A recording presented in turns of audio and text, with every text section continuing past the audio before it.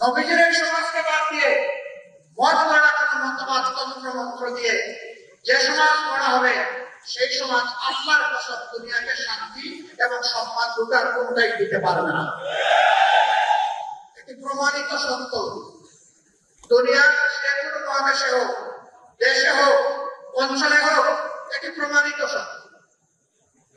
বাংলাদেশ 90% মুসলমানের দেশ। এদেশের 90% মুসলমান আল্লাহর উপর ঈমান রাখে, আল্লাহর কোরআনকে মানে, নবী করিম সাল্লাল্লাহু আলাইহি ওয়াসাল্লামকে শেষ পয়গম্বর স্বীকার করে।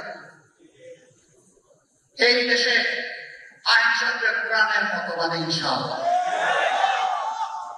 এই জায়গায় যতদিন পর্যন্ত আমাদের দেশ না আসবে এদেশে আমরা কোন সত্যিকারের মানবিক সমাজ কায়েম করতে পারব। বলবেন তাহলে এই দেশে অন্য ধর্মের মানুষ যারা আছে তাদের কি হবে? ওরা শুধু মানুষের সম্মানের গ্যারান্টি দেয় নাই, অধিকারের ওয়ারেন্টি দেয় নাই, ওরা সমস্ত মখলুকাতের অধিকারের ওয়ারেন্টি দিয়েছে। মানুষ তো অবশ্যই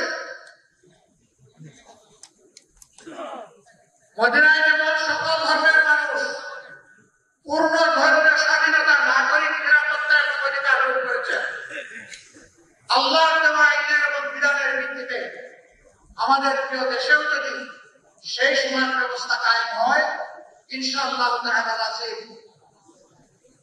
সেই অধিকার প্রতিষ্ঠিত হবে।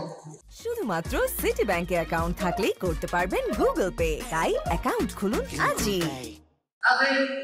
এখানে একটা দাবি দেখলাম, 7 দাবির মধ্যে একটা দাবি, মসজিদ কমিটিতে ইমাম এবং খতিব সাহেবদেরকে সম্মানের সাথে অ্যাকোমোডেট করতে হবে। আমি আপনাদের এই দাবির সাথে একমত না। মসজিদ কমিটি হবে ইমাম এবং খতিব সাহেবের পরামর্শের ভিত্তিতে। এই কমিটির প্রাণ পুরুষ হবেন খতিব কিংবা ইমাম। তাকে বাদ দিয়ে নয়, তাকে সহযোগিতা করার জন্য এই কমিটি হবে।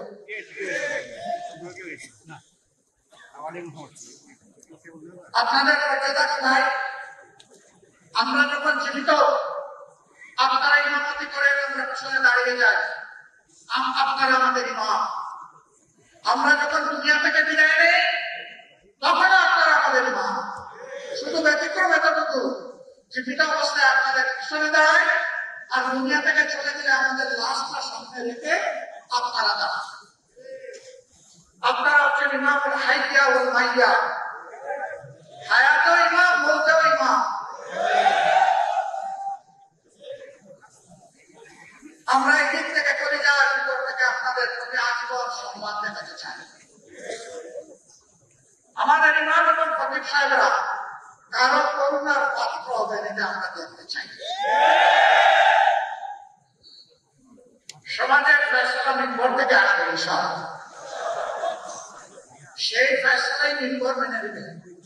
হ্যাঁ, খতিব এবং ইমাম সাহেবরাও মানুষ, তারাও ভুলের উঠতে এবং ভুল তো হতেই পারে। ভুল যদি হয় এর সমাধান করতে হবে সম্মানজনক ভাবে। এই সমাধান এইভাবে নয়, আমার পছন্দ হয়নি, আমি দুপুর বেলা জোহরের নামাজের সময় বলে দিলাম যে উনি কিভাবে ইমাম থাকেন আমি দেখে দেব। আসরের নামাজের সময় দেখা গেল উনি আর মেহরাবে না হয়। আমাদের ইমাম এবং খতিব সাহেবদের জন্য আমরা এমন ফয়সালা চাই না, এমন ফয়সালা বরদাস্ত করব না।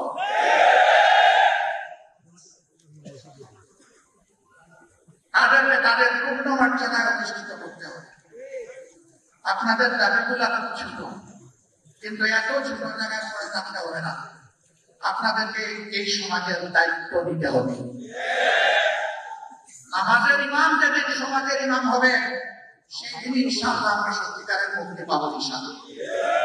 আর যেমন আপনাদের অনুসরণ করে আমরা গর্বিত, কৃত, তৃপ্ত, সেই দিন আপনাদের অনুসরণ করে আমরা গর্বিত, কৃত এবং তৃপ্ত হবো ইনশাআল্লাহ। এগিয়ে আসুন, জোর কদমে এগিয়ে আসুন। আমরা আজকেও আপনাদের পিছনে, কালকেও আপনাদের পিছনে থাকবো ইনশাআল্লাহ। এবং আল্লাহ তাআলার কাছে দোয়া করি আমাদের হাসরও যেন আপনাদের সাথেই হয়, পিছনে। নামাজকে আল্লাহ কবুল করে সমাজেও আমরা নামাজের আদলে আল্লাহর আইনের আমাকে যাতে চলতে পারি, আল্লাহ আমাদের এই তৌফিক দান করুন। আমার এই বক্তব্য কারো বিরুদ্ধে নয়, এ বক্তব্য আমার ইমানের পক্ষে।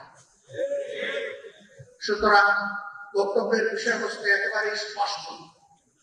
আল্লাহ তাআলা আমাকে এই বক্তব্যের বিষয়বস্তুর উপর প্রথমে আমল করার তৌফিক দান করুন।